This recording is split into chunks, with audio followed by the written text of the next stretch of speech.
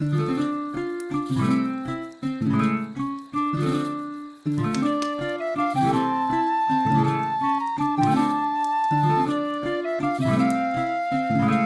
and welcome to our new show, Treasure Trove, a show in which we will take a dive into the magic items of 5th edition D&D.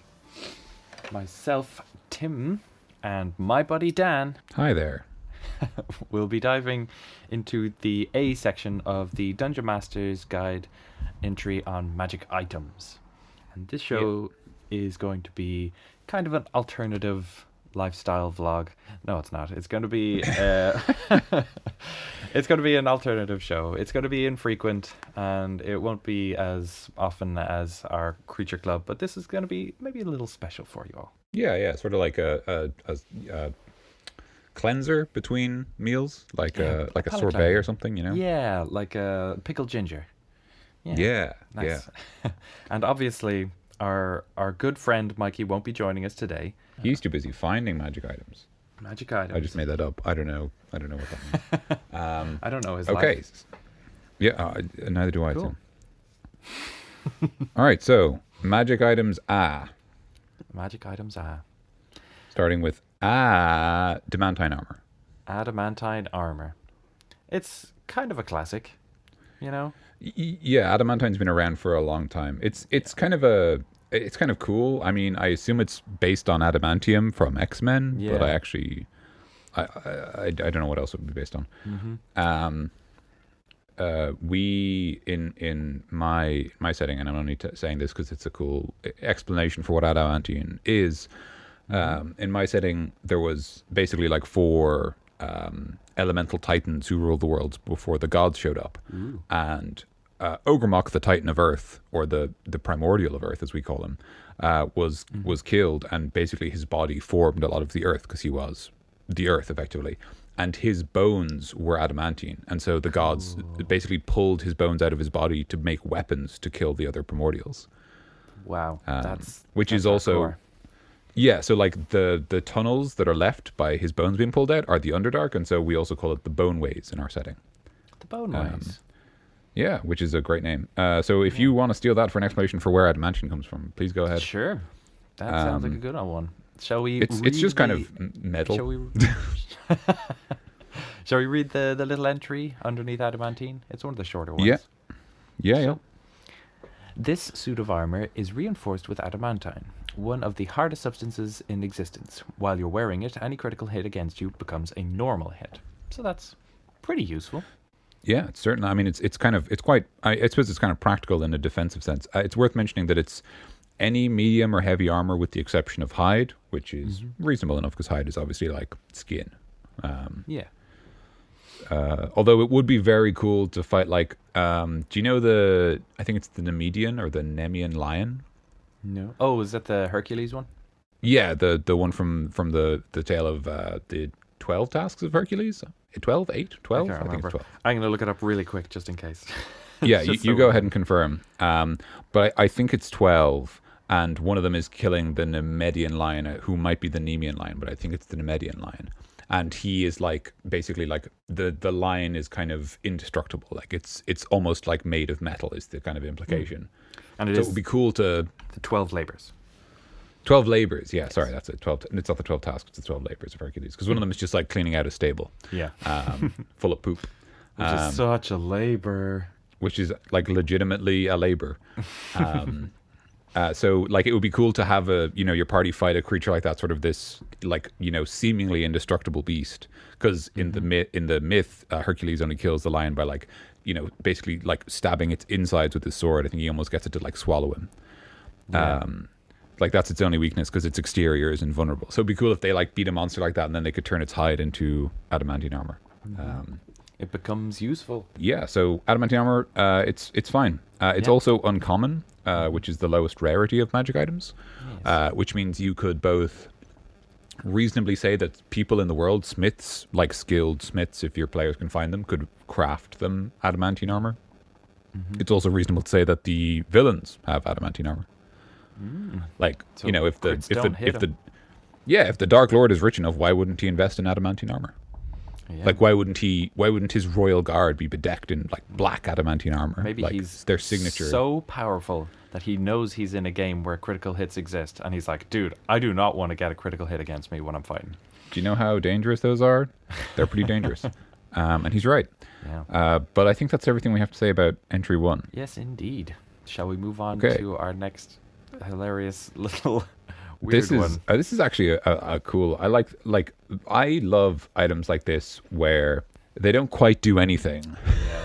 But they are So this is they're Yeah. they're very much fun stuff. Just yeah, funny and they ones. also feel like an item that would exist in the world, just kind of an unusual like magical curio. Yeah. So this is the alchemy jug. It's another uncommon item. It's possible to give to a low level party, and it's reasonable that people in the world have heard of it and know of it and maybe even own it.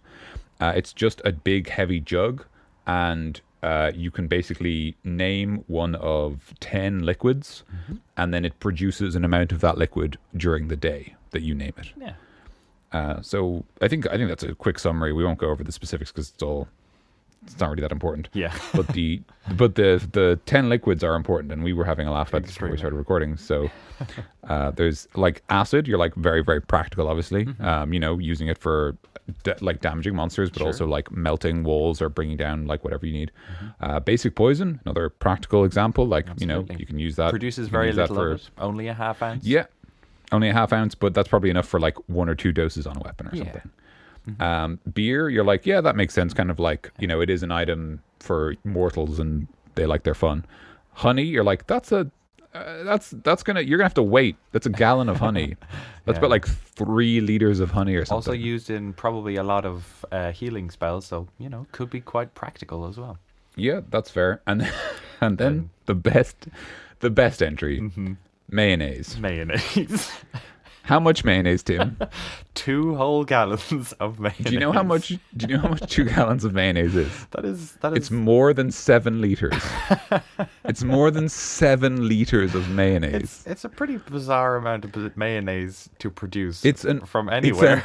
an unbelievable amount of mayonnaise. And with the little image that they have on the book, trying to get 2 gallons of mayonnaise out of one of those little stopper holes, it's just a task. There's no way. It's not even a that happens. squeezy jug. You can't squeeze it to get the mayonnaise out faster. Yeah. You can't even get a knife in there because it's magic. Yeah. You just gotta wait for the mayonnaise to come. It doesn't pour. It just slops. Yeah. That's an unsettling image. I'm sorry.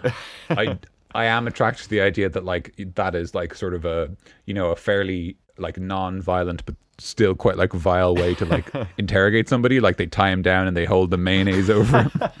He's like, no, please, No. I can see it coming. No.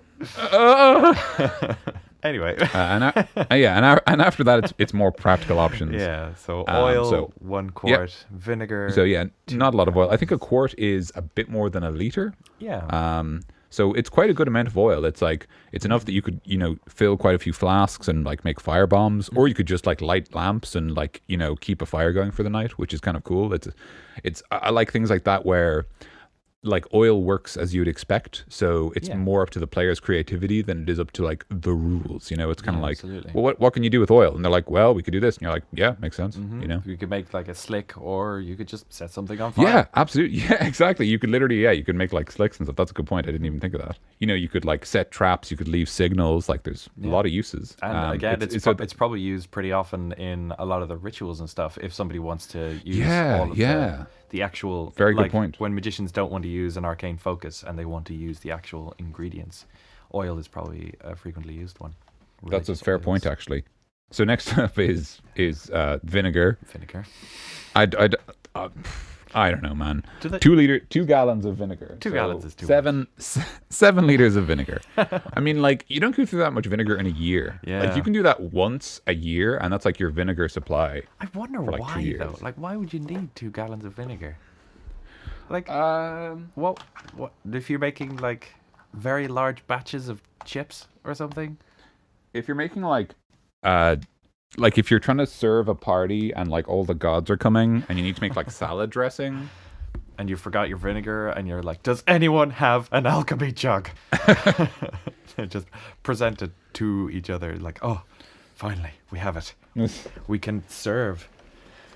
We have vinegar. That's another little bizarre one. Yeah, vinegar is another strange one. But then we have two very straightforward options.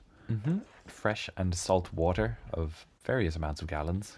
So 8 gallons of fresh water, which is a good number because it's like, I think it's like something like each person in a party needs like approximately like 2 gallons a day or something. No, I think it's like, yeah, it's about like a gallon a day, right? Like it's something like when you're traveling, each party member needs about a gallon of water and X amount of food. I can't remember. But like that basically means you have enough water for, 4 or 5 party members plus your horses, Yeah.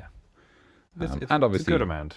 Yeah, not a lot of people will enforce the amount of water you should be drinking every day. Yeah. I think it's more like if it's practical that you guys can have or scrounge enough water, then it's fine. Yeah, but once you have it, then it's basically you do it in your downtime. Like you guys just drink the water that is necessary for you guys to stay alive. Yeah, it's assumed that your characters do that. Yeah, and then the salt water is 12 gallons, which I assume is for pouring into like a vat or something, so that you can keep your fish alive.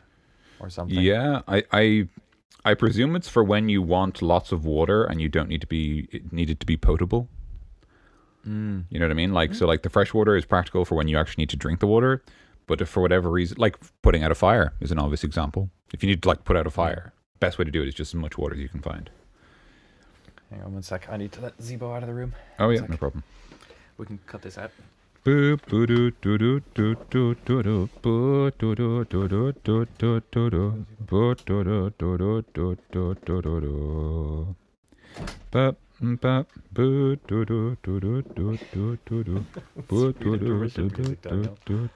Are you back? I'm back. Okay, sorry. And then the final thing you can produce, which is a gallon of wine, which is good. A quarter of the amount that you can make beer, which is probably about as much as you would need to get equally drunk on both. Yeah.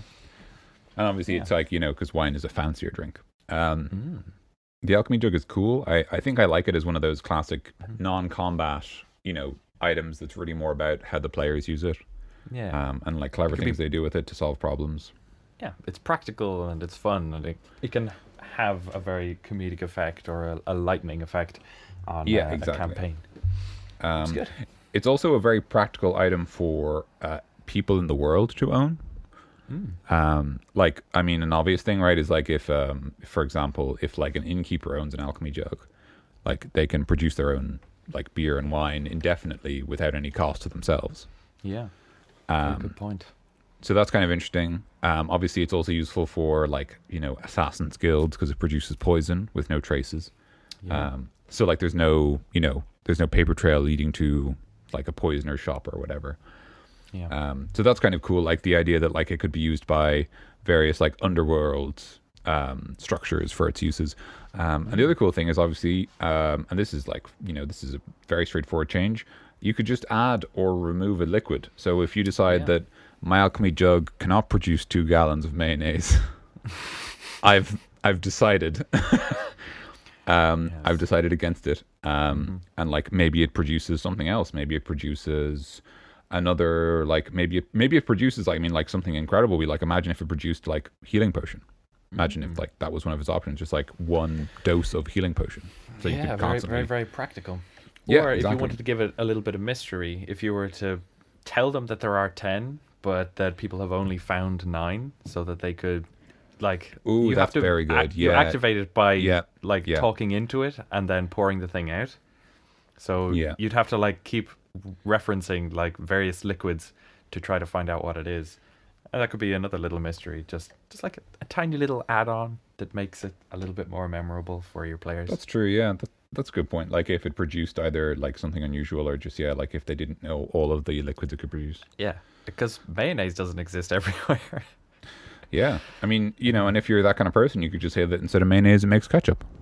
Yeah, totally. If you're a ketchup person, or if you're a ketchup person, mayonnaise. it makes Worcestershire sauce. Worcestershire. It makes that kind of brown sauce. Makes HP sauce. Makes HP sauce. Leave me alone. Yeah, you can make whatever sauce you wanted to. Yeah, I mean, you could even do like really cool stuff. Like imagine an alchemy jug that produces liquid gold. Ooh, I know, right? That'd be pretty heavy metal. That'd be pretty. Well done. That would be quite cool. Like, especially as like a mysterious source for some person's wealth. Like, especially if you combat that with what you said, Tim. So like, some merchant is suddenly really wealthy, and then like maybe he's killed or he disappears or whatever, and they find his alchemy jug, and like they can't figure out how it makes money because they don't think to say gold. Yeah. Like, but if they do, they receive whatever like amount of liquid gold. It'll probably be a relatively small amount. Yeah. Like, I mean, it doesn't make that much like of anything valuable. Like, it only makes a gallon of wine, and like it'd probably only make like whatever, like less, an ounce like a or half two of gold. Yeah, an ounce or two of gold. But even that's kind of cool. Like, it's almost like you could say that like it produces about enough gold that you guys don't have to worry about like downtime costs and stuff. I think that is the alchemy jug. Yeah. So we can move on to the next little one, which is just a nice little buff that you can give to any ranged characters. The old ammunition +1, +2, or +3, which increases its rarity. Which is just entirely practical, or a nice little buff, as I said. There's very little else you can say about it. Yeah, no, I mean, actually, this makes me think of kind of an example of something you could do, because like the thing about ammunition is that it's weird because you kind of want a lot of it. And like this was something we thought about when I was playing in one of my Pathfinder games. So like one thing that's kind of cool is like if you gave a really low, like, so this is kind of like something we came up with in terms of like, because we were thinking about like how effective we buy these things, but like a cool idea would be like, give your level 2 ranger like a single +3 arrow.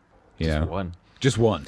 Yeah. Just that they have, and it's just in their quiver, and like the idea is like, I mean, if you really want to kill this guy, like there's like the one guy that you've been going after, or that like killed your parents, or one of those exactly. A lot of people have that as their backstory. I've got an arrow with your name on it, kind of thing. That would be very cool. Or like a specific person slaying arrow. Yeah, that's true. Yeah, but that's we'll callback. But we'll get. They're actually in. I think they're in A's, so we'll get to them this round. Ooh. So the other thing about ammunition is, and this is kind of, I think this is mentioned in actually one of the early 5th edition adventures that I read over, is you could reasonably give, like, say they beat an enemy or they find a treasure chest, you could give, say, like a small number of like +1 ammunition, or silvered ammunition. I think the example I read was like, you find this treasure and it includes like 5 silver darts.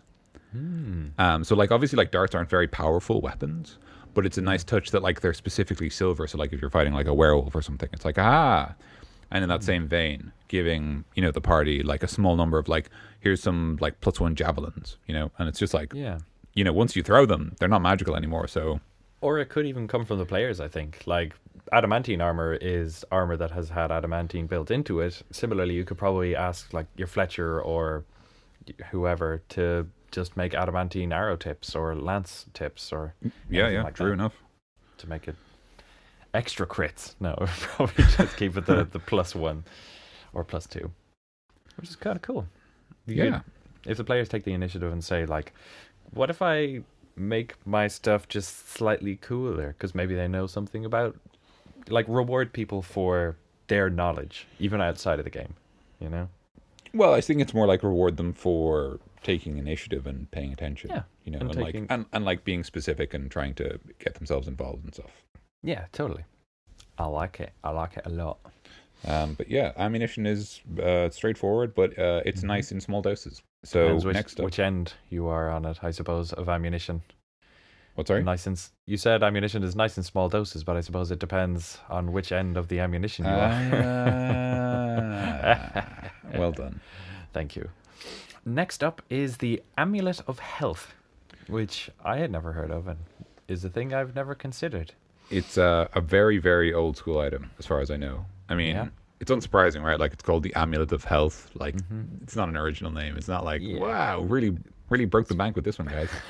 I don't mean that as an insult, of course. Like, the Amulet of Health. I mean, I don't actually know for sure how long it's been around, but I can tell you, it's in Pathfinder. It's probably been around since before Pathfinder. Yeah, probably. With a name like that, it's just what's a thing we can do? Put health into an amulet. And so its mechanics are that it increases your constitution to 19. Well, it doesn't. So- This is important. This is a thing they do a lot in 5th edition. It doesn't. It sets your constitution to 19. So it doesn't increase it. So the point is that you're kind of bolted to a number. It's like how plate mail works, in the sense that you don't have a number. It's just your AC is 18. It's not like it's 16 plus dex. It's like you are this number now. Like, unless you do something else, this is the number you're at. But it does give you the modifier, so it gives you a +4 modifier to Constitution. Yeah. So your Constitution, you have a Constitution score of 19, and you basically have +4 con for all purposes, because your con score is 19. So you'll get obviously all your bonus health.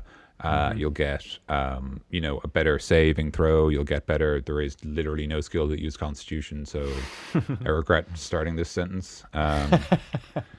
Well, that will give you better saves against various Constitution-based magic effects. Yeah, it's very practical, and obviously just like gives you like an extra 4 health per level. Yeah, makes you very stronger against poisons. I think is one of the primary sources of Constitution checks. Yeah, which is handy because it's an amulet of health, and poison makes you dis-health, because that's a word, and it supports you in being health. Thanks, Tim. I did it.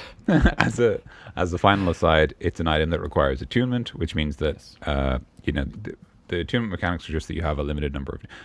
It's boring. Let's not get into it. We know, like, if you don't know how attunement works, it's very straightforward, and it's just like you just have to like bond with the item basically, and then you can use it, and you've got a limited number of slots, and that's it. Yeah, you wear it a while. Yeah, exactly. Yeah, it's just like the actual idea behind attunement is just that it shouldn't be easy to give other people the bonus. Right. So the reason it has attunement is because you don't want it to be like, quick, he's dying of poison, give him the amulet of health, and he'll change for like 4 seconds, and then he can take the saving throw, and then you can put it back on, because like that's not how they want it to work. Yeah. It's not like that's good. Yeah, it's not like no item can do it. It's specifically the amulet of health doesn't want to do that. You could obviously make a different item that doesn't require attunement, which is much more powerful, because then people can just in and out swap it, But that's entirely up to you. That would be a legendary or very rare item for sure. Yeah, or you could reduce the amount or you could reduce the number it sets your con score to, but make it not need attunement. Yeah. So it's like it sets your con score to 14, but it doesn't require attunement. So it's better for like the wizard when he doesn't want to get like slapped beaten around. Yeah. Cool. What's our next item there, Dan? Amulet of Proof Against Detection and Location, which is another quite old school item, unsurprisingly. While wearing this amulet, you are hidden from divination magic. The second sentence just reinforces the first sentence. It's just so it's people can't use scrying on you. They can't use magic orbs to spot you.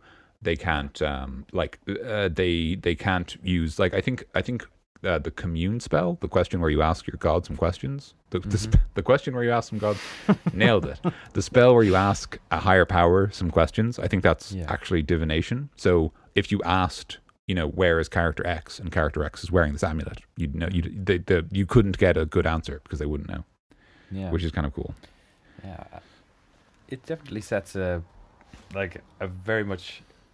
It makes you pretty much invisible to the rest of the world. Unless you want to be found, because I can imagine you could probably turn the activation on and off. Like you could disattune. Is disattunement? Unattune. You can just elect not to attune to something. Yeah. But like that is actually a good point. And on that subject, Tim, of the idea that you can like hide yourself, this is another uncommon item. Which as we know means that it's uncommon, but it's not. Like it's not rare. It's like it's not a mythic item that there are tales of. It's a magic item that's almost that could be, depending on your setting, of course, part of your everyday magic. So relatively easy to come by. Yeah, so you could say like the important people of the world in your world just have these. They pay a wizard or an artificer to craft them one of these amulets. Like, the lords and the kings and even the like archwizards and stuff like that. Like they all wear like, or at least they own these amulets specifically so they can avoid being spotted. And just like you said, there's even if you set that precedent, having characters who don't wear them immediately sets them out as different, right? Yeah. So like, why doesn't that one particular member of the noble house wear this amulet that everyone in the nobility wears? Yeah. Like, what are they doing differently? And like, maybe like they're, secretly able to detect when people are spying on them. So they're like hunting down the people who spy on them. Like, or maybe cool. or maybe they're just so confident that they know that they can take whatever happens, which is again a cool character trait. Yeah. That's definitely a way to give them a point of intrigue. Either give them this thing or have them be the only person without it. Yeah, exactly, yeah. It'd probably also be a very common item if you were running an evil campaign as a Thieves Guild or something. Yeah, You'd have to get up a couple levels and work for these people a little bit before you got any kind of notoriety, and then they would present you with this after some particular job that they don't want you to be found after. But yeah. Yeah, So it's a very handy little item. Yeah, it's straightforward. I would definitely say that it's most useful. It's a really kind of, to me, it's a great example of an item that is I guess this is the easiest way to express this. It's an item that's realistically for the DM, in the sense that like the players don't really need these a lot of the time. Yeah. Like until they've done some really serious shit. Yeah. Sorry for cussing. I'm not really sorry. Like until they've like really attracted the attention of some important people, until they've like kicked over the anthill and people are like paying attention to them. They don't really need this, right? Like who's going to scry on a bunch of like level 6 assholes who are like mucking about in some woods? Like nobody cares. Pinching pockets. Exactly. Like stealing pies off windowsills. Yeah, stealing pies off windowsills or like, pushing over trolls or whatever. Like, it's like nobody cares. Like, but once they start going after like institutions, or they start going after like this, like, this group and who are like members of a cult, or like they're working for some higher power, like then they start like people start watching. And so in that sense, I feel like they're not so useful for the party early on, but I feel like because the players get like kind of divination magic relatively early, and you can obviously give it to them if you want. It's interesting to then have like, decide for yourself, well, this character, like this villain, feels like the kind of villain who would have this item. They feel like they are like, they're like a cunning strategist. They're like a planner. They are like, it's in their nature that they would want to avoid being detected. Yeah. And while giving your characters get this power early on, and it feels cool to have something that can immediately block it out, makes them kind of give them a little bit of perspective on the world. Like, exactly, we got this cool stuff, but it ain't going to work everywhere, kind of thing. Yeah, like especially when you kind of clarify that, like, I mean, so like to put it into perspective, you might say that like the boss, the big bad boss has this, but like his underlings don't. So you can spy on his underlings, no problem. Like because like you don't want it to be like, no, your powers don't work. That's no fun. But like it would be cool to be like, no, you like, they know the name of the villain, like, their name is this, and they try to scry them and they can't, and like it's like, oh, they've blocked it. But also just as another aside, if you did give it to say like some underlings, some like lieutenants, and then the players fought those lieutenants, then they'd have the amulets. And by the time they're fighting the lieutenants of the big bad, those items become very useful because now somebody's looking for you. Yeah. So there's kind of a nice ecology to them, I suppose. So it could be wise to very strategically place an amulet of proof against detection in a location on a particular character, maybe in your campaign. Yeah, they're a nice little one. Yeah, they are. I think also the way they work, they actually avoid. So, for example, if you're like an assassin or a thief, I think they also avoid like alarm spells and stuff like that. Oh. Which is cool because it means they're also good for like assassins, which is a very practical way for your players to get them. and I'm pretty sure they're also immune against, like, if you can't scry on a specific person, if you try to scry on the person next to them, like, I think like that's ineffective. Like, you can't, because it says see you them. are hidden from divination magic, so it doesn't matter. Like, you're hidden from that magic. It doesn't matter who's being divined. You can't Nice be. and effective. Yeah, and it's very straightforward. Okay, we've actually spent a lot more time than I thought talking about those very straightforward item. But let's move on.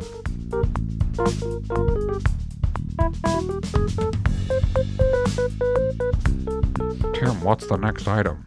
The next item would be the Amulet of the Plains, which is a very rare I prefer item. the Amulet of the Boats. Daniel. Tim. No. I changed it. He changed it. Why are you doing this? For the record, Amulet of the Boats would actually be kind of a cool magic item if it let you teleport from one boat to any other boat. Let's not get there. It's the next item. Sorry. Oh, damn. It would have been before this. Damn it. Yeah, exactly. We would have got there already. Shoot.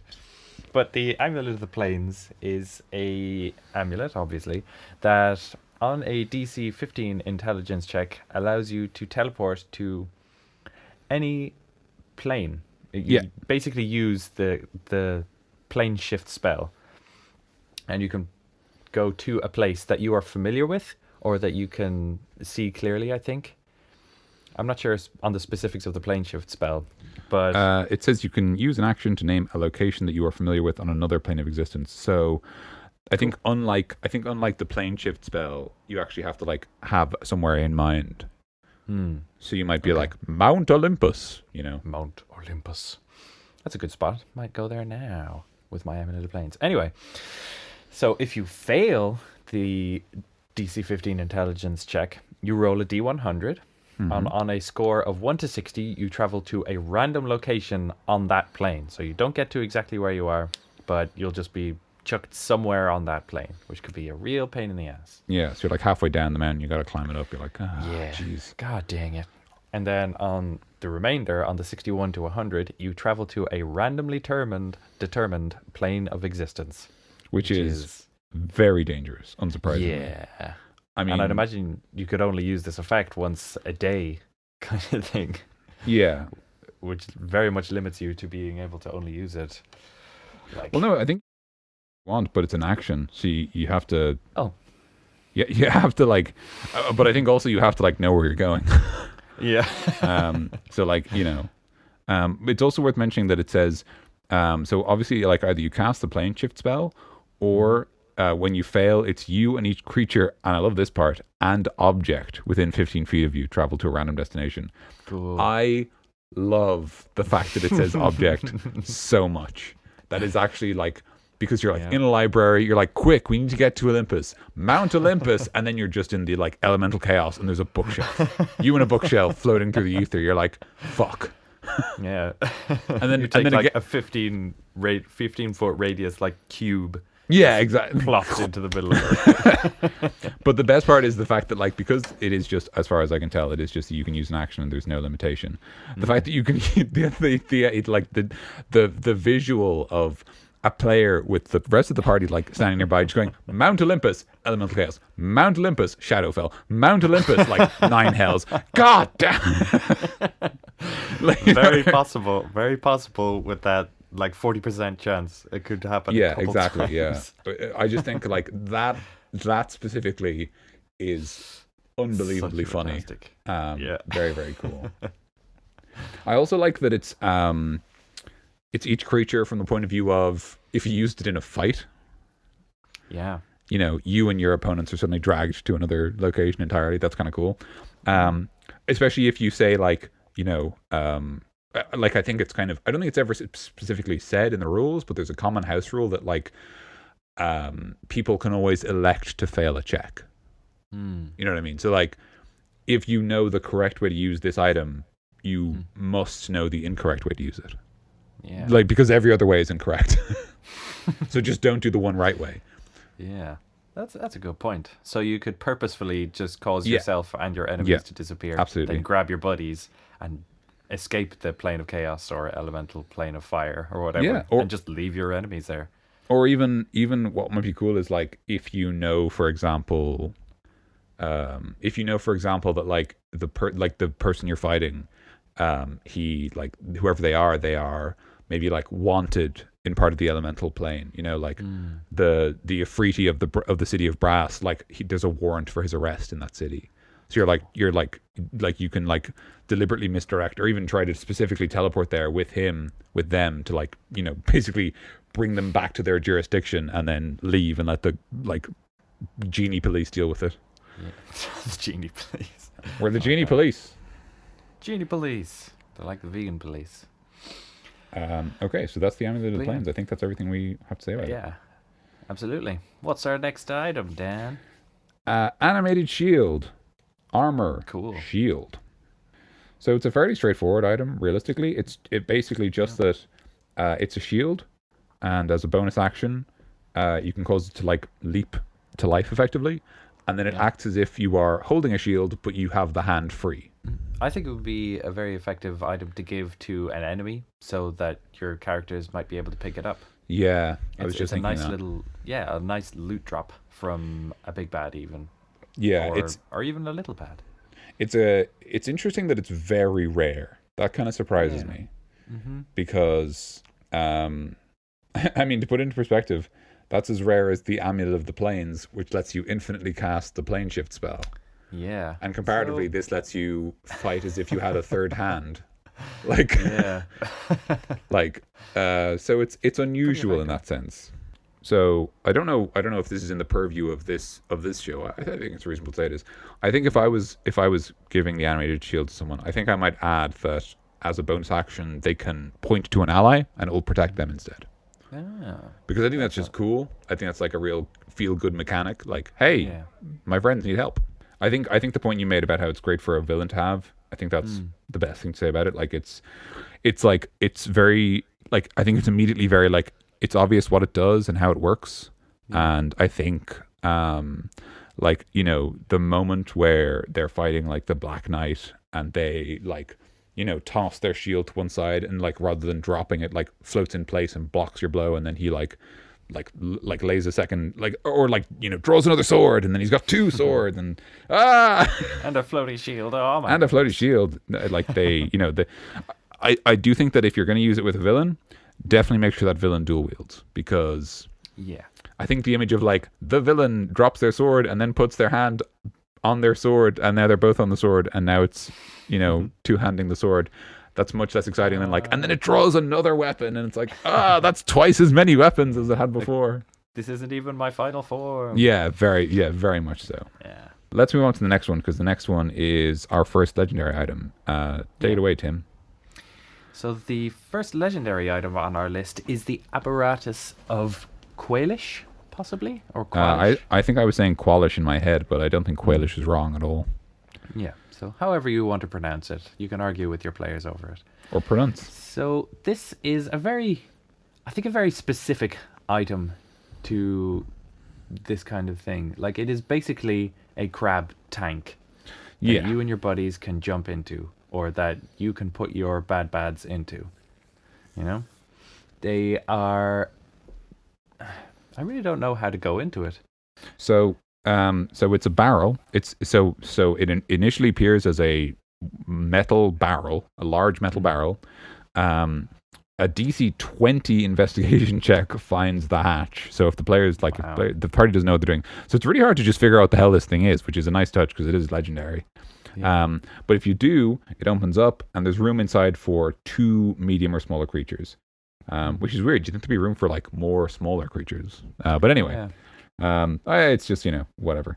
And then there's, it's just so inside there are 10 levers, and each of the levers does a thing, basically.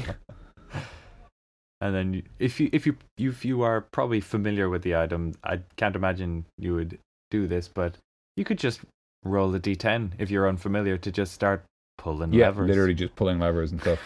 And to clarify, it would be fair to say there are no bad levers, you know? Yeah. There's no lever that does anything bad. It's just that it's a big old shell. It's a big defensive shell thing. Yeah, it's effectively like a 2-man tank. You know? 2 claws extend. So it's an object. It's actually an extremely resilient object. It has 20 AC, so it's as tough as someone with plate mail and a shield, and it has 200 hit points. And it's immune to both poison and psychic damage because it's an object. Obviously. It's worth mentioning that it says that the that it only I think only one person is technically the pilot. So the other person is just yelling at them to do better, which is backseat driver, which is perfect, which is perfect for a party of players. So by default, it's just a barrel; it does nothing, and then each of the levers does something. So the lever 1, they're just numbered. I don't know if they have the numbers actually in the cockpit, but they have numbers here. Lever 1 is it basically it extends legs and a tail, which allows the barrel to walk and swim. Lever 2, so it's kind of like levers 1, 2, and 3 are kind of what you need to like get started. Yeah. So lever 2 is forward window shutters open, so now you can see where you're going, which is important. Perfect. 3, side window shutters open, 2 per side. Okay, so now you can see where you're going. That's great. I assume when it says shutters, there's still glass, so you could still go underwater and see what you're doing. Yeah, makes sense to me. Lever 4, 2 claws extend from the front sides of the apparatus. Again, you do need these. I do love the idea that these are pushed in order. Lever 5, each extended claw makes a melee attack. No. Which is hilarious, the idea that they just start swinging and they're like, Jesus, turn it off. No, turn it off. Yeah. That's the one where they start freaking out. Yeah, that's definitely the one where players are yelling at each other. So with each of the previous levers, like there was up, which was just activated. So obviously like put the legs up, and then down was just the legs are gone. Like there's no more legs. It's back to being a barrel. But with the 5th lever, because it's the claws, because it's the claw lever, I guess, up is just one attack and down is another attack. So up is it just hits people, and down is that it grabs someone, which is extremely funny, especially if like you have it grab another member of the party standing outside, wondering what's going on. Suddenly being accosted by this very large metallic barrel. By this very large crab. Lever 6 is walking forward or walking backward. Or swimming. Yeah, or swimming, sorry. Lever 7 is turns 90 degrees left or 90 degrees right. Lever 8 is lights, front lights on the barrel. Lever 9 is descend in liquid by 20 feet, and up is ascend by that much. And then lever 10 is either open the back or close the back, because it's I think it mentions how the first time you get in, it closes behind you. Or maybe it doesn't, I can't remember. When you have gone through all of the levers, you finally learn how to escape it. Yeah, exactly. You've done some damage, and you turned around, and you went swimming, and then you escaped. Yeah, I do like how it says that as an action, you can move as many as 2 of the levers. I think I like that because it sort of very clearly suggests how much time it takes to do anything.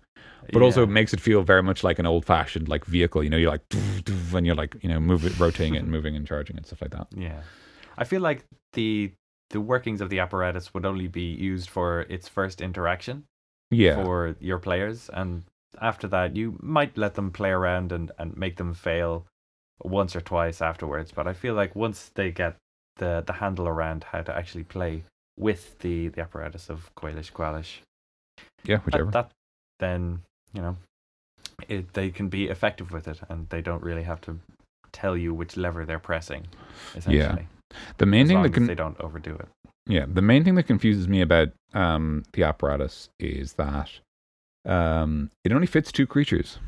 That's so surprising. I don't. Yeah, I know it's unusual. I don't know if you're supposed to like give the party 2. Like so they can all walk around together. Because the other thing is that like if they don't use it, it's a large barrel they have to roll around. It weighs 500 pounds. Yeah. So like the best way to use it is to have it activated and walk around in it. Just have a walk around with you. Yeah. You can have your unseen servant inside it all the time, just walking it alongside you. So it's unusual. It's an unusual contraption. I actually really like it. It really feels like an artifact. I think that's cool. Like how I could imagine using it was like if you are going on a mining expedition and you have a character called Qualish or whoever you decide. I'm just going to call him Qualish from now on. And he has this apparatus, obviously, and he suggests that you use it. It's probably like a one episode use kind of thing, and maybe it'll get destroyed for effect. Like it's not something that your party's going to carry around with them effectively, you know?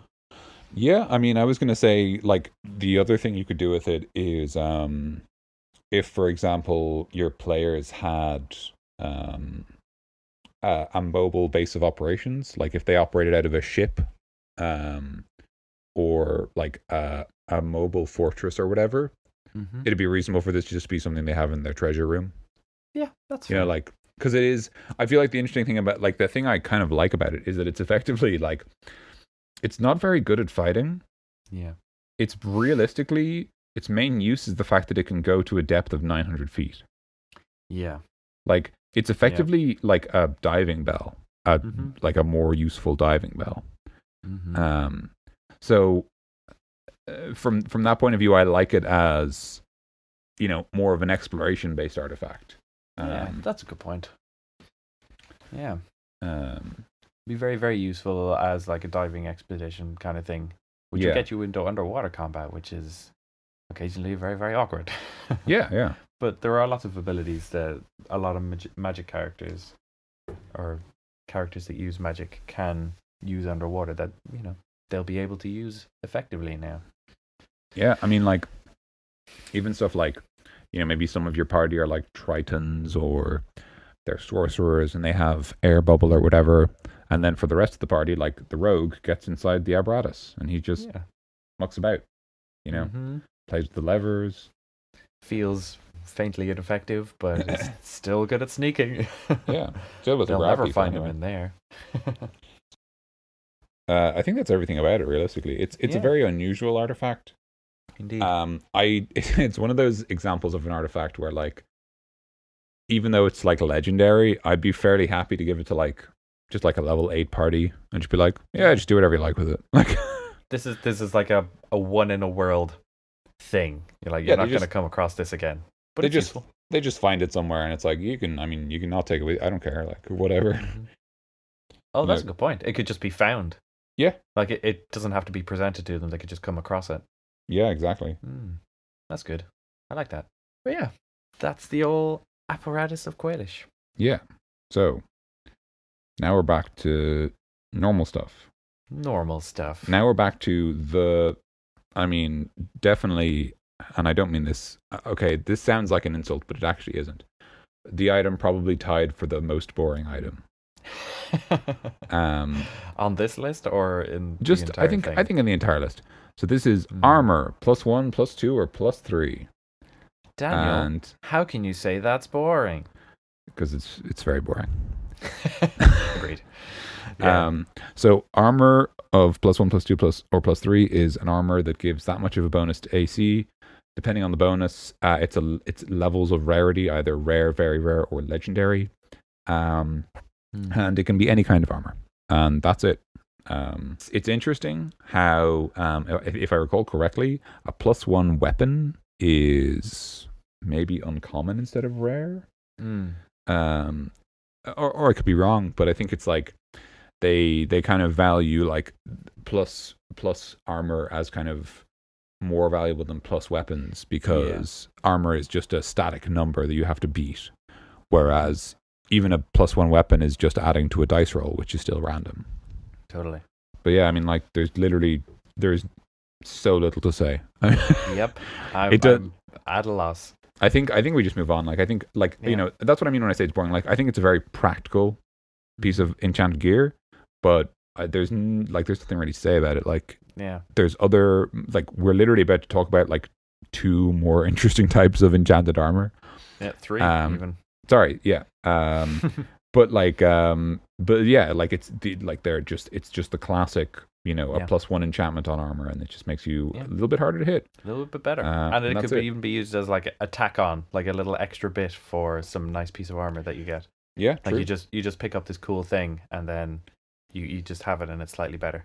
Yeah, basically. And then like that's it. I was gonna say like you could put it on like robes and have like enchanted wizard robes, but I'm pretty sure mage armor is more effective a lot of the time. So yeah, never mind. I mean, like, yeah. All right. Anyway, cool. Next Tim, one. Tim, do the next one for God's sake. Get us out Next of one here. is the armor of invulnerability, which is a plate armor, which is legendary and requires It's legendary, attunement. It's super legendary because you have resistance to non-magical damage while you wear this armor. And additionally, you can use an action to make yourself immune to non-magical damage for 10 minutes or until you are no longer wearing the armor, which is cool. I actually love the name Armor of Invulnerability so much. Yeah. Because the idea, like, what's that? It's the Armor of Invulnerability. Ah, we're fucked then, aren't we? Well, can't do anything now. He's literally invulnerable. They're literally like wearing the armor invulnerable. Well, there's nothing we can do. There you go. Let's go home, guys. Game over. I just find that very funny. Presented with the armor of invulnerability. Cool, I'm gonna take over the world now. Yeah, it's like the sword of it kills everything in one hit. Ah, well, I mean, we've got it. Cool, I understand this weapon immediately. Yeah. It's funny how it gives it that little nuance that you have to kind of activate it as the armor of invulnerability. Yeah. But prior to that, it's just kind of the armor of magical somewhat invulnerability.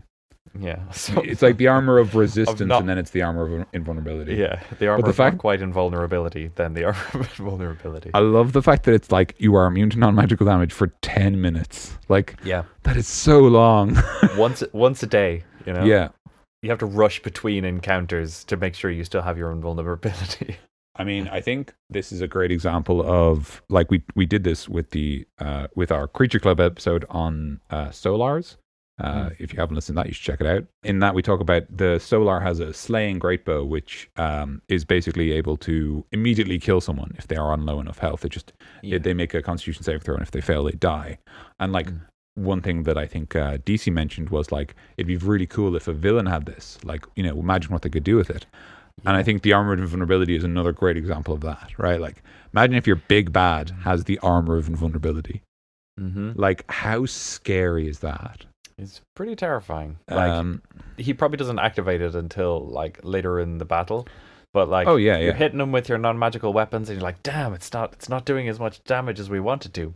And then suddenly, no damage. Yeah, exactly. Like, but that's a very effective tool. Yeah, but even like something like you know, like they hear tales of how he like single-handedly stormed castles and like overthrew kingdoms on their own. Yeah. And they're like, how do they do this? Like, no magic lets you do this. And it turns out it's this like legendary artifact that literally no one else in the world has. And this one villain has it. So he could, like, they can just be like, I'm immune to damage. And then they just, you know, cut through because think about it, like soldiers, siege weaponry, that's all non-magical damage. Like, They just start a siege by just walking up, just taking catapult shots and trebuchets and ballistas, and they're just strolling up to the front gate.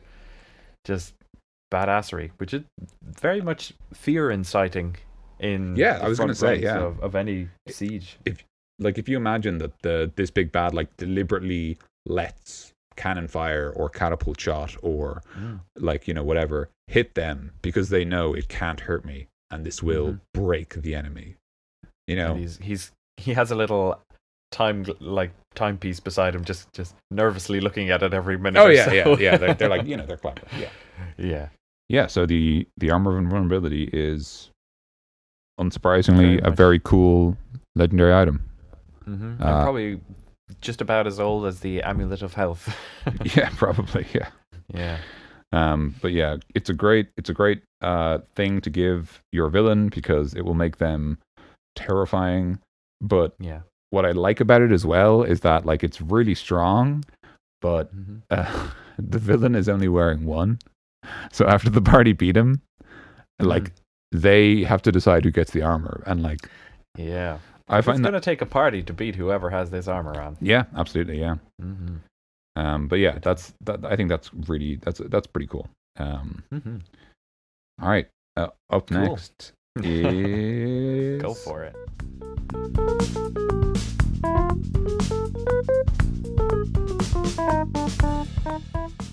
the Armor of Resistance, which is exactly what it sounds like. It's rare armor that requires attunement. If you're familiar at all with what resistance means in 5th edition, you pretty much know what it does. Yeah, so it's you have resistance to a type of damage while you wear the armor, and you either choose the type based on circumstance, or it's determined randomly using a D10 table. I'll just list the 10 elements that it has because I don't think it covers. So it's acid, cold, fire, force, lightning, necrotic, poison, psychic, radiant, and thunder. Yeah, that covers a lot of bases. I'm trying to think of one that it's missing.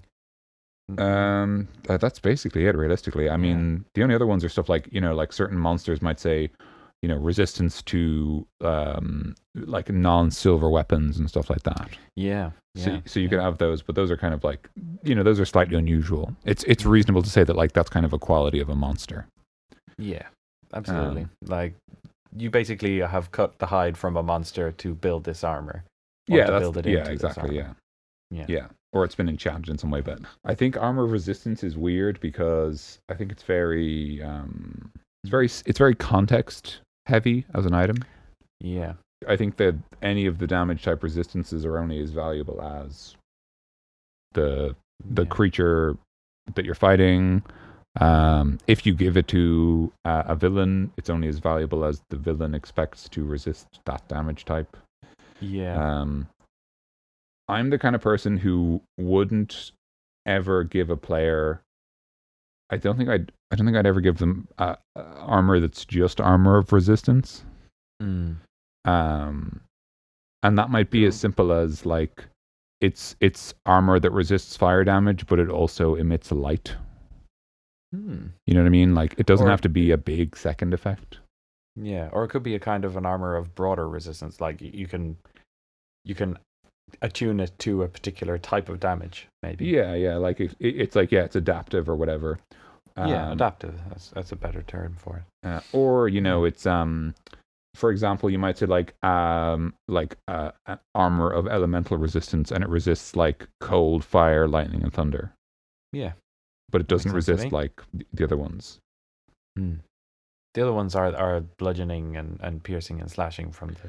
Oh yeah. There's also there's weapon damage types. Yeah. And obviously, then there's like magical damage versus non-magical damage, which is kind of like it's a type of damage kind of. It's also like a super type of damage because it can be on other types of damage.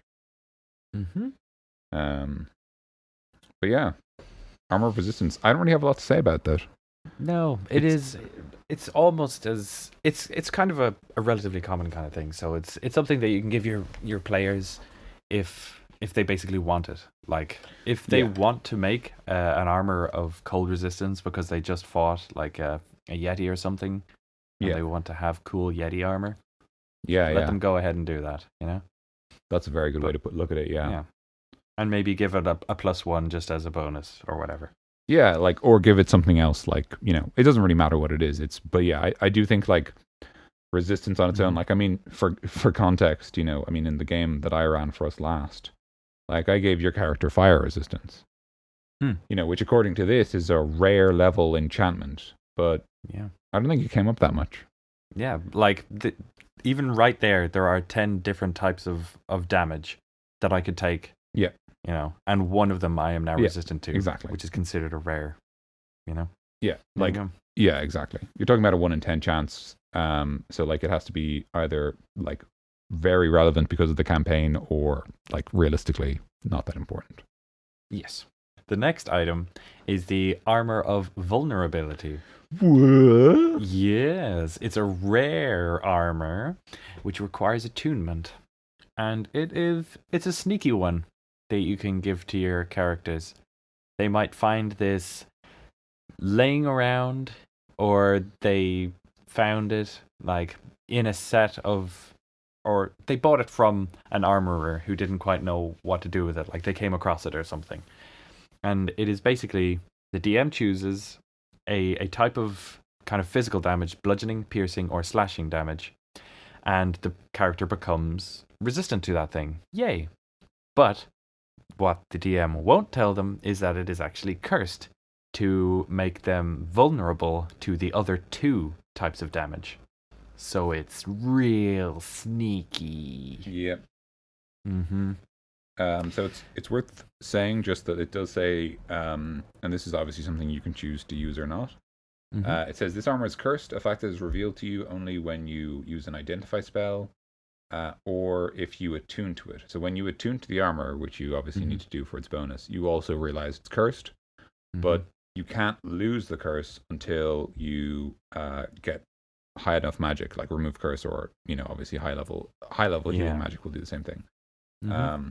And it also says that like removing the armor fails to end the curse. So like even if you take the armor off and put on different armor, you've still got your vulnerability until you remove the curse. Mm-hmm. Which is a real dick move if your DM does it early on. Yeah, it's actually kind of interesting in that sense because it's considered a rare armor, which means that there's a certain level associated with it. But all I can think is like if you wait too long to give this to your party, then one of them just has remove curse. Mm-hmm. They're like, okay, remove curse, and if the curse is removed, then they just got some sweet armor. Which is fine. Like that's fine. Like it's. I actually kind of like the idea that like cursed armor, if you remove the curse, is still just magic armor.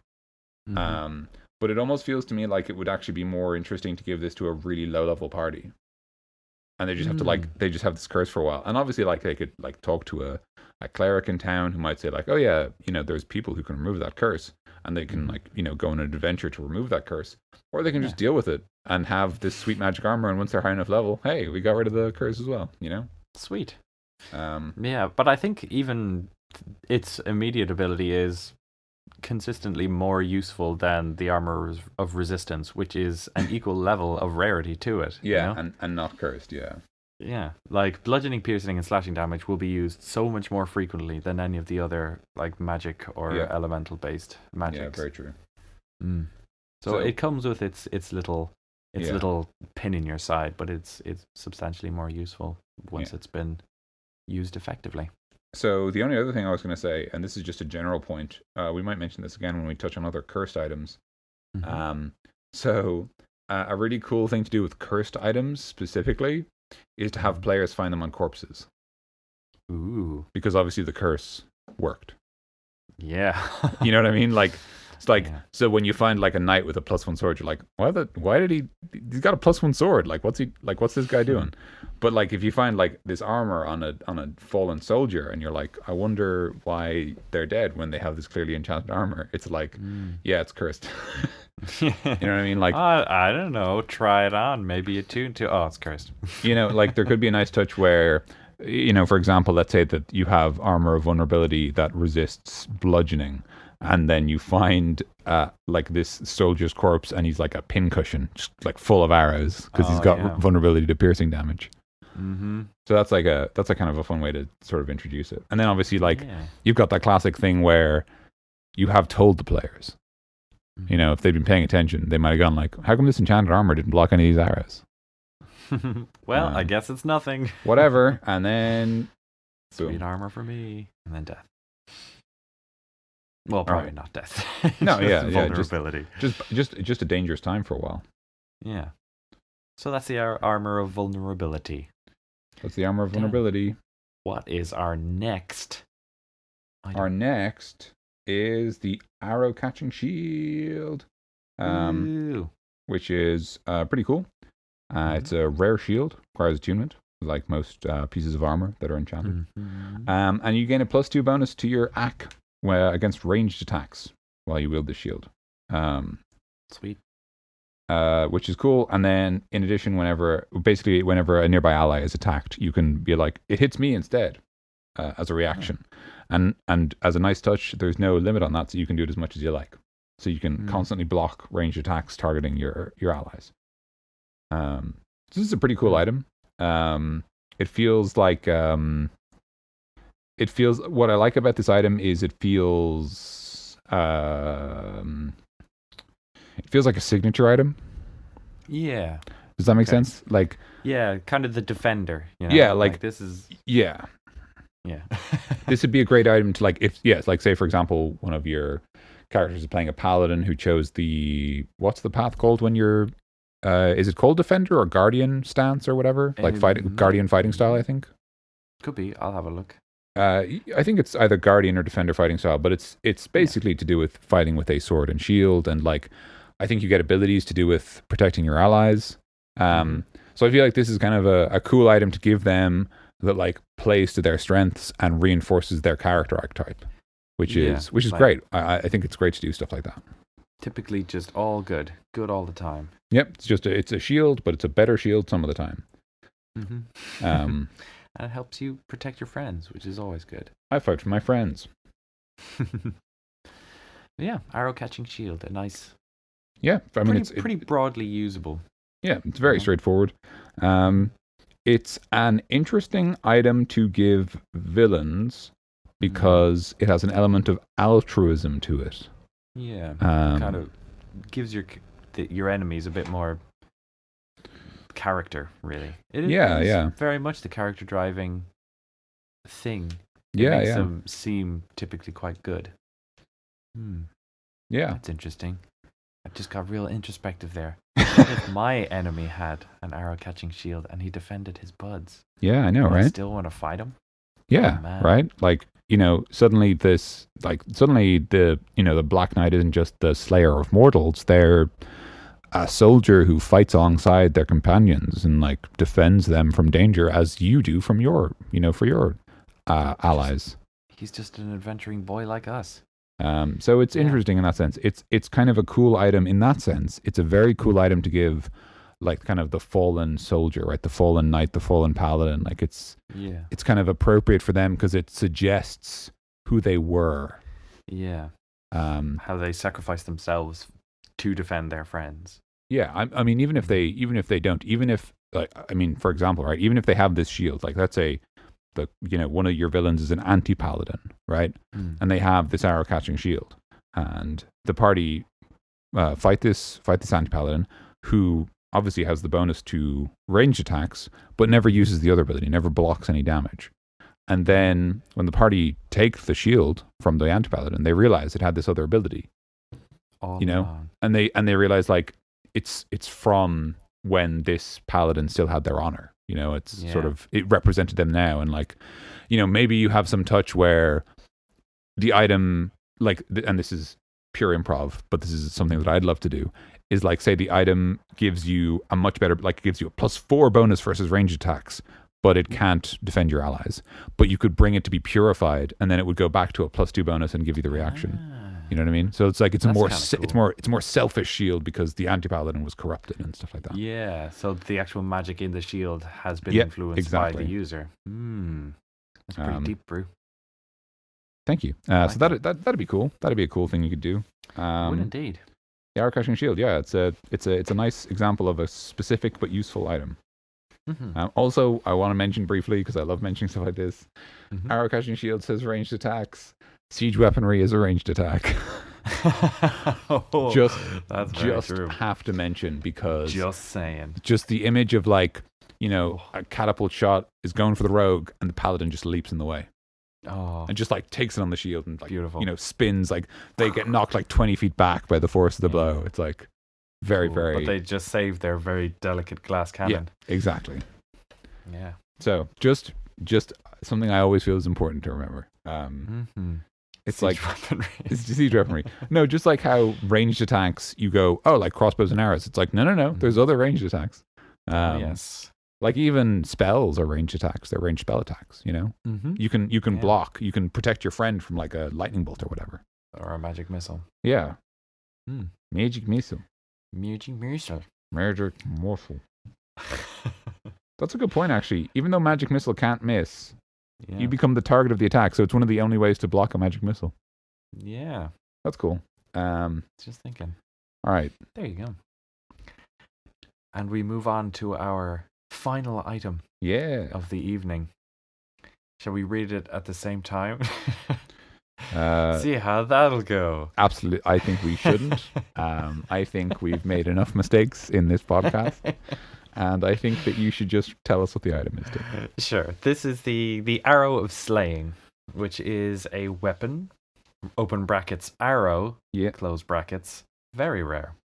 So the Arrow of Slaying we touched on and actually kind of explored pretty deeply with the Planetars, I believe. Solars. With the Solars? Okay. Yeah, Well, I think so. In our Angels episode, we touched on the arrow slaying, which is an arrow, a magic arrow that has a very specific type of creature that it can slay. So it can be a dragon slaying arrow, as well as, more specifically, it could be a blue dragon slaying arrow, as it says in the description here. So it says that if a creature belonging to the type, race, or group associated with an arrow of slaying takes damage from the arrow, the creature must take a DC 17 Constitution saving throw, taking an extra 6d10 piercing damage on a failed save, or half as much extra damage on a successful one. Yeah. Okay. Once an arrow slaying deals its extra damage to a creature, it becomes a non-magical arrow. Other types of magic ammunition of this kind exist, such as bolts of slaying, meant for crossbows, though arrows are most common. So it just kind of reinforces that there are other ways of doing this. You know, you could find like a dart of slaying or a bolt of slaying or whatever. Mm-hmm. But if it hits this specific thing, it deals a significant amount more damage than any other arrow will. Yeah. They're even more effective than arrow +1. Imagine such a world. I can't. It's very scary. They are very rare, so they are considered equally rare as the +3 ammunition. Yeah, but it's worth remembering that like even very rare like ammunition, it's reasonable to give the party a small number of, because they can only be used once, you know. Mm-hmm. But it does also bring up the damage as well as the attack bonus with the +3. So yeah, if you have a quiver of say 10 +3 arrows, which is a reasonable amount, you would be hitting the average amount of damage by this arrow slaying if it hit you with its very specific type. Oh yeah, I got you. So the difference like between this arrow of slaying and the Solar's slaying greatbow is that the greatbow has a rule that if the creature that it hits is under, I think, 100 health, they have to make a DC 15 Constitution saving throw, and if they fail, they just die. They die. Which is much more, I guess, iconic to the idea of slaying. Yeah. So it's worth mentioning, just in the context of the history of the game, that the arrows of slaying are very old items. They are as old as the Solar, if not older. As old as time itself. Yeah, they've been around in the game for a long time. Yeah. They've always had the rule as well, maybe not always, but as far as I know, they've always had the rule that they can be more specific. But I think in previous editions, the more specific you got, the more their power increased, but also their cost. Okay. No, sorry. If I recall correctly, it was the same effectiveness, like same amount of damage, but it was the more general you got, the more expensive they were. So, for example, the arrow of blue dragon slaying is cheaper than the arrow of dragon slaying because obviously it's usable on less things. Yeah, like that's a good point. Yeah, it's worth mentioning in the context of like 5th edition. 5th edition, to an extent, assumes a world where making magic items and specifically like magic weapons is kind of hard. So I think that's the reason they talk about it being very rare. Like the idea that like you couldn't necessarily find an artificer skilled enough to make this stuff, or if you did, it would be very unusual. Like maybe you'd have to do basically quests for this character to like retrieve the relevant ingredients before they could even make the arrows. Yeah. But yeah, arrows of slaying are really cool. Agreed. I mean, like I think they're a very straightforward item. They're a great example of an item to give, like we said before with the ammunition and everything, great example of an item to just give your player like 1 or 2 of. I think they're particularly prevalent if you are playing a campaign like the against the Cult of the Dragon Queen, or what is it called? I think that's right. Yeah, the Dragon Queen one. I think it should be. Is it Horde of the Dragon Queen? Horde of the Dragon Queen. Yeah. So if you're playing something like that and you want to, I don't know if it is actually already in there, but an arrow of dragon slaying would be a very nice, effective thing to throw into a campaign such as that. Yeah. Because it'll be super useful, and it makes them think that, something of whatever type that you give them is going to be coming up in the future. Yeah, absolutely. It might even be interesting to give your party like a blank arrow of slaying, like that isn't attuned to a specific monster, and they could perform a ritual or, perform some sort of magical enhancement on it to attune it to a creature type. If they knew they were going to hunt that creature type, for example. Yeah. Used in my context, it wouldn't be an arrow of slaying. It would be an arrow of foreshadowing. Tim, you disappeared. I didn't hear your joke. That's probably good. You'll hear it in the podcast. No, there you go. That's fair. Yeah. You can throw in some canned laughter if you like. I will. Don't worry. So the other cool thing about an arrow of slaying is that, like the shield of arrow catching, or the arrow catching shield, because it was in A's, it had to be in that order. The arrow of slaying is a really cool storytelling magic item. So if you're like looting, let's say you're delving into some lost keep, deep in the mountains, and like, oh, it belonged to the ancient like Xanadar Empire or whatever, and then you find like a room with some gear, and amongst the gear you find like 2 arrows of elf slaying, right? You're like, oh, these guys didn't like elves. Like now we know that, right? Like they were racist. Oh no. But like it's a cool way to kind of suggest what a people or a place has had to deal with in the past. Yeah. So like if you have a town or an empire or a land, plagued by the undead, an arrow of undead slaying makes a lot of sense there. Totally. Like even maybe this is mentioned later on as an item type, and maybe I shouldn't go into it, but like even kind of taking the idea of a slaying weapon, like a weapon that's good against a certain type, and saying like, oh, this is like, a sword of orc slaying, like like the sword that Gandalf has in The Hobbit. What? He has a sword of hobbit slaying? No, he has a Glamdrain, which is Elvish for Orcbane. So you could have something like that where like it's a sword that deals extra damage against certain creature types. Cool. But they might even have that later on in the list, and we just haven't noticed it yet. Haven't quite got there. Yeah, not yet. Anyway. Well, it's coming to us in the future. Yeah. Boy. That is the entire A section of the magical items part of the Dungeon Master's Guide. How do you feel about that, Daniel? I had a lot of fun. I think it's interesting how, like, I think it's interesting how a lot of the time when we talk about these items, we talk about like how we would give them to the players. Like, would we just give them to them, or would we give it to a villain and then have the players defeat the villain to get the item, stuff like that. Yeah. But I had a lot of fun.